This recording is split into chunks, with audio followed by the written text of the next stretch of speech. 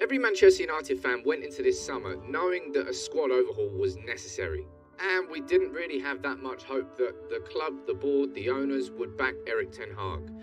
Now, I'm going to do a video next week looking into the intricacies of the summer transfer window, how our budget all of a sudden changed from 100-ish million to the most we've ever spent in a single transfer window under any manager. How did that happen? I'll run into that in a separate video. In this video, I want to focus on the squad. I'm going to compare the squad from 2021-22 season, last year with Solskjaer and Rangnick, to this season now with Erik Ten Hag. And I'm going to look at how the strength in depth has improved, because it has. I think this should be a fascinating video, in my opinion anyway. Now that the transfer window is settled and done, we can take stock of the squad, see where our strengths lie, and analyse where the weaknesses still are. Make sure you subscribe to United People's TV if you do enjoy this video. But look, let's take a look. In my opinion, this was the starting 11. We used the majority last season, and probably the second 11 behind that. Of course, we had De Gea in goal with Wan-Bissaka and Shaw as our two fullbacks. Lindelof and Maguire is the centre-back partnership. McTominay and Fred in midfield with Rashford, Bruno and Sancho up front with Ronaldo leading up top. Now, for the purpose of this video, I'm going to focus on partnerships, really, and comparing how they have drastically improved. And there's only one partnership you can really start with from last year, and it was a partnership which really hurt Manchester United. And that was a partnership of Lindelof and Maguire. Lindelof and Maguire, simply put, did not really work as a partnership together. I'm not sure they ever will work as a partnership together. They didn't complement each other's game. Neither of them was particularly confident on the ball, and it was just symptomatic of a club which was in free fall last season. Lindelof and Maguire were a massive part of the problem last season, but they were far from the only problem. And I think a huge one that we had, and we all know we had it. Now, if you're looking at last season, it was Shaw and Telles and Wan-Bissaka and Dalot. That was under Solskjaer. But then when Rangnick came in, it flipped and it ended up being Telles being the first choice and Shaw as a backup, with Dalot first choice and Wan-Bissaka as the backup. Under Solskjaer, I mean, come on, man. They just didn't work out for them. I can't get two lads on the screen there. Shaw lost his form after the Euros. Wan-Bissaka was what we had. It didn't progress as a footballer, and it was really, really weak.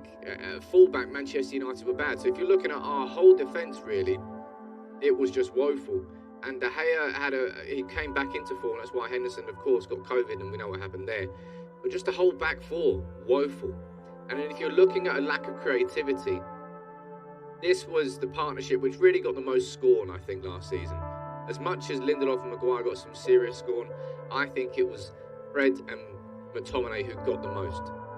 Just, they did not work together. They worked together to a certain limit, but as soon as that limit was reached, and as soon as United needed to take control of the game, they just didn't have it in them. They did not have it in them. And that was a massive partnership which really hurt Manchester United in midfield. Now in attack, if you're looking at all three of those, there's not really much point in speaking about anyone individually. Sancho had a good period of form from like February onwards.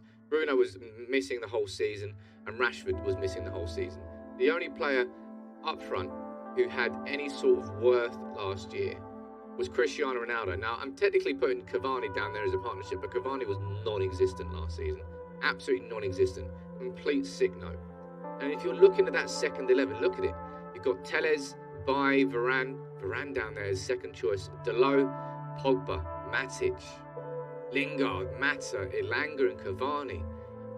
So weak, it's unreal. I mean, the starting 11 was weak enough, let alone what that second 11 is. And this is where there's been a major shift and a major upgrade. Because compare that squad, that starting 11 and that second 11, to this starting 11 and this second 11. Now, I'm going to compare them, and I'm going to go through each position, but I'm going to do it in the same format as I did for the first squad. I'm going to be taking a look and focusing on partnerships. And if we're looking at a partnership upgrade, look at that. We've gone from there, we've gone from Lindelof and Maguire being our first choice centre-backs to Bailly and Varane, Phil Jones, you can throw him in there as well, as our backup centre-backs. This season now, we've got Martinez and Varane. It's clearly our first choice centre-back partnership. And we've got Lindelof and Maguire. And how good have these two been in the last few games?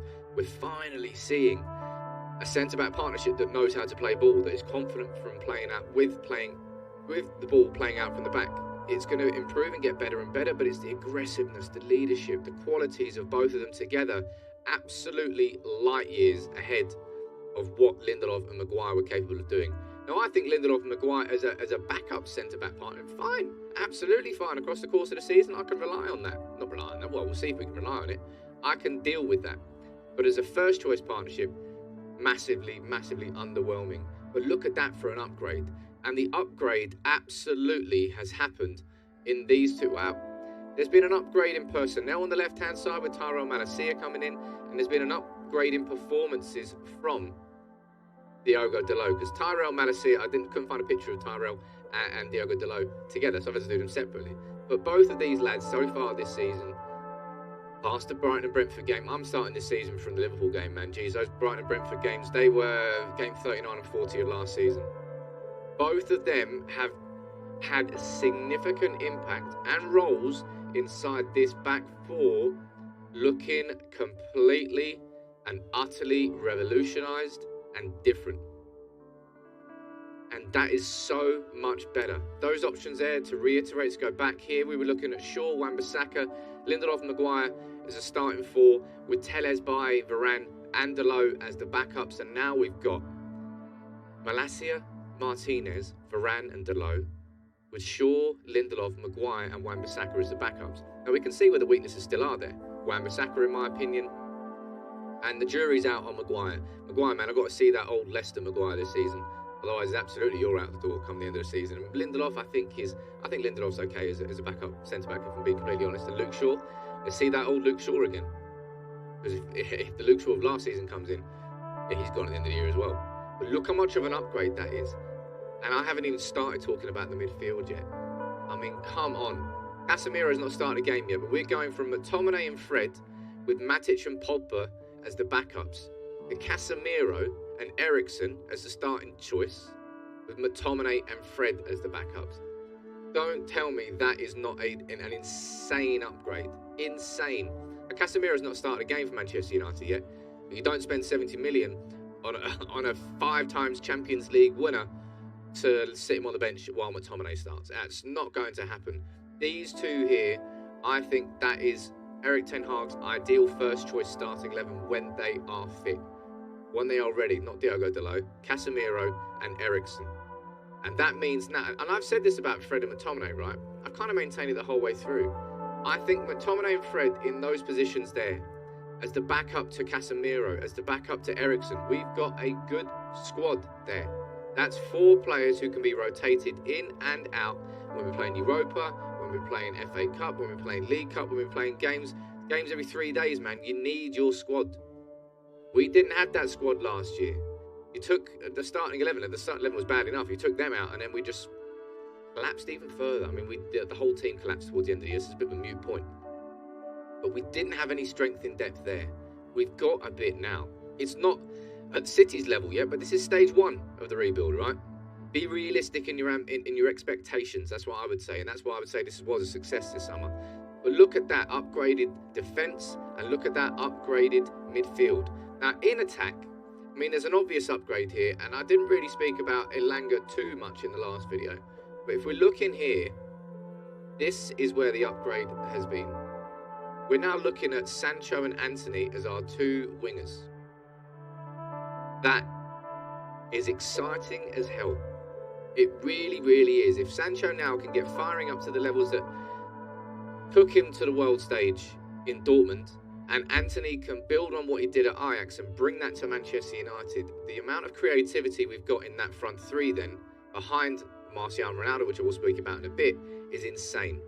Going from Rashford and Sancho there, which they're good players, but Rashford was a ghost last year. Sancho was a ghost for quite a bit of the year.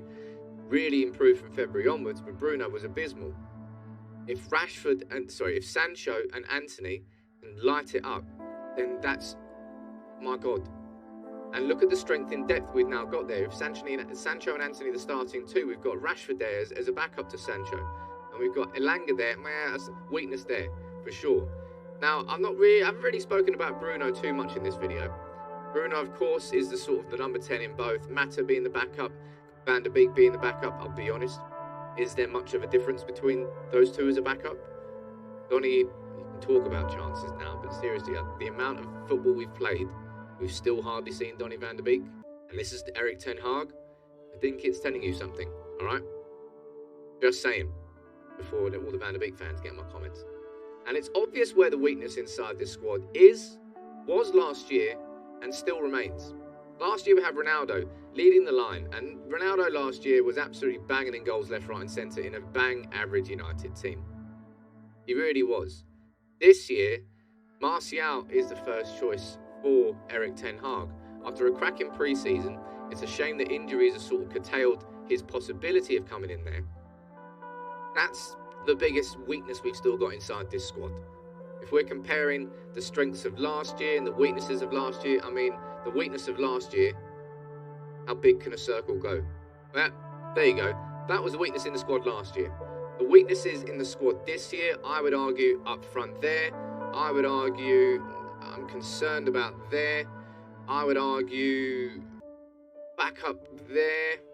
I would argue probably there as well in terms of what Erik Ten Hag wants. But it's obvious, in my opinion, where the strengths need to come next season.